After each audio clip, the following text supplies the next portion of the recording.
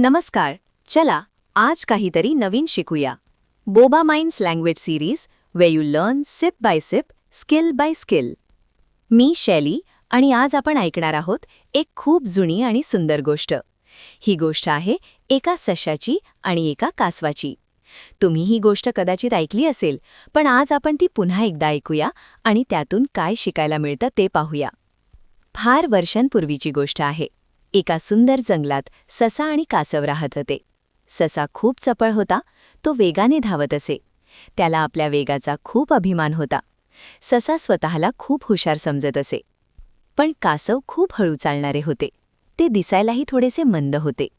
ससा नेहमी कासवाचा अपमान करत असे. तो कासवाला म्हणाला, "अरे कासवा, तू इतके हळू चालतोस, तू कधीच कोणाशी शर्यत जिंकू शकणार नाहीस."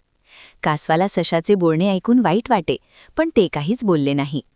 एक दिवस ससा पुन्हा कासवाची चेष्टा करू लागला. तो म्हणाला, "कासवा, तू इतका हळू आहेस की मला तुझ्याशी शर्यत लावायलाही लाज वाटते.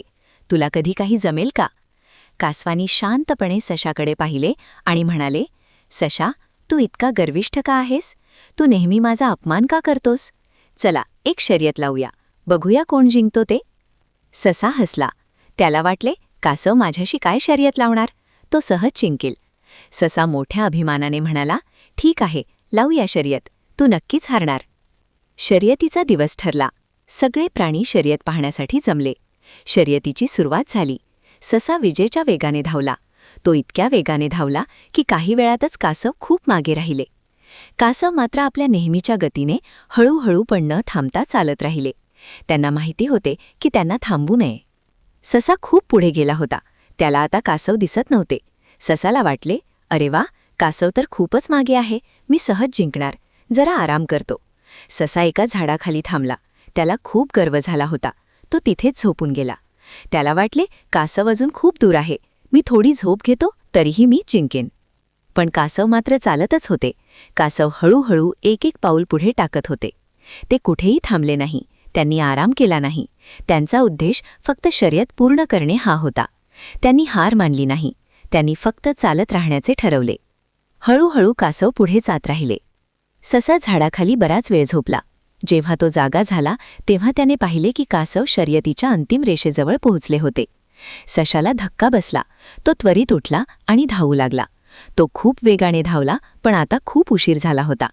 कासव अंतिम रेषा ओलांडले होते. कासव शर्यत जिंकले होते. सशाला खूप लाज वाटली. त्याचा गर्व पूर्णपणे उतरला होता. त्याला समजले की तो किती चुकीचा होता. त्याला वाटले की त्याने कासवाचा अपमान करायला नको होता. कासव खूप आनंदित झाले. त्यांनी धीर सोडला नाही आणि जिंकले. या गोष्टीतून आपल्याला काय शिकायला मिळते?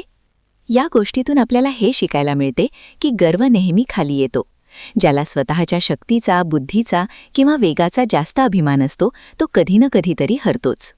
दुसरी गोष्ट म्हणजे हळू चालले तरी सातत्याने प्रयत्न करत राहिल्यावर यश मिळते. कासव हळू होते, पण ते थांबले नाही. त्यांनी सातत्याने प्रयत्न केले आणि म्हणूनच ते जिंकले. आपण जीवनात कोणतंही काम करताना गर्व करू नये. आपण सतत प्रयत्न करत राहिले पाहिजे. जरी आपली प्रगती हळू असली तरी सातत्य खूप महत्त्वाचे आहे.